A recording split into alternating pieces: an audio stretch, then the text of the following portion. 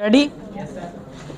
Pakistan has one of the highest energy tariffs in the world due to high line losses and a poor energy mix, it is caught in a vicious cycle of extensive load shedding, circular debt and expensive power, with tariffs that are 40% higher than regional countries. Full stop. This can potentially cripple our industrial competitiveness. Full stop. The recent reduction in the price of furnace oil may have helped reduce load shedding slightly, but fundamental problems remain. Full stop.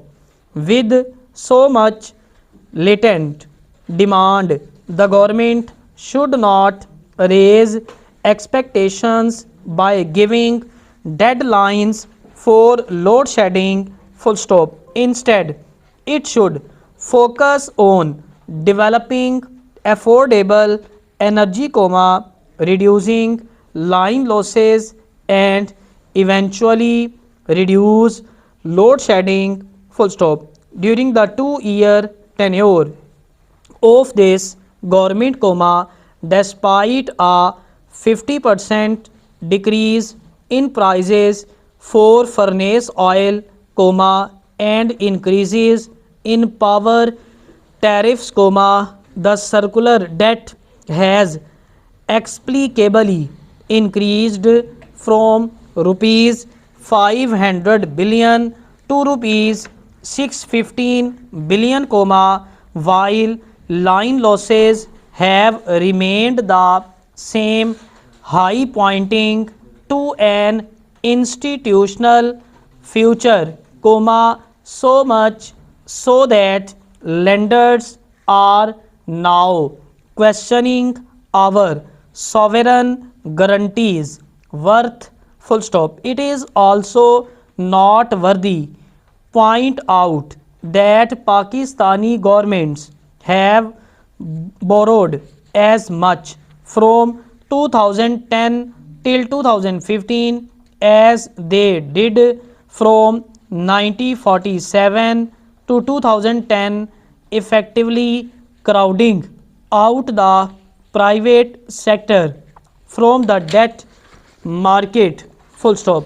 The three principal reasons for the current power crisis are unaffordable power due to a poor energy mix, reliance on furnace oil, inefficient plants and costly dollar dominated IPP contracts, substantial reliance of imported fuel while charging the consumer in rupee 40% of the cost. Increase was due to rupee depreciation, and high line losses and bills delinquency. Full stop. The government had three options for a solution that takes into account Pakistan's inherent energy advantages, developing hydel, thermal coal and solar power. Full stop.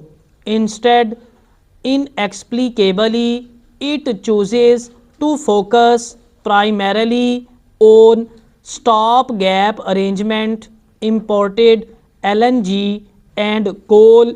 Full stop. Imported coal is risky and environmentally damaging, as moves are afoot to slap punitive export duties on coal and carbon tax in order to reduce greenhouse gas emissions, while the price of LNG is tied to the price of oil, full stop. In both cases, the risk of rupee depreciation is being borne by the consumers, full stop. India's plan to contrast focuses on installing an expected 1 lakh megawatt solar capacity in the next 5 years or more, the half the total expected new power capacity, with SoftBank of Japan, Foxconn and Bertie planning to invest 20 billion to produce 20,000 megawatt of solar power, at a price comparable with local coal power plants, full stop. The tariff structure for the planned LNG, coal and solar plants in Pakistan are worryingly high, full stop. Bangladesh has afforded a tariff of rupees 5.4-6 unit for imported coal power plants, full stop. Pakistan is offering rupee 8.4 unit, full stop. The UAE is producing solar power at rupees 5.85 unit, full stop. The Qaid-e-Azam solar plant is selling it for rupee 15 unit, full stop. LNG costs $7.5 MMBTU, with power from such units costing rupees 7 per unit, full stop. We are selling LNG to power plants at 12/MMBTU and purchasing the power at rupee 11 per unit, full stop. What if by 2025 the rupee declines, question mark?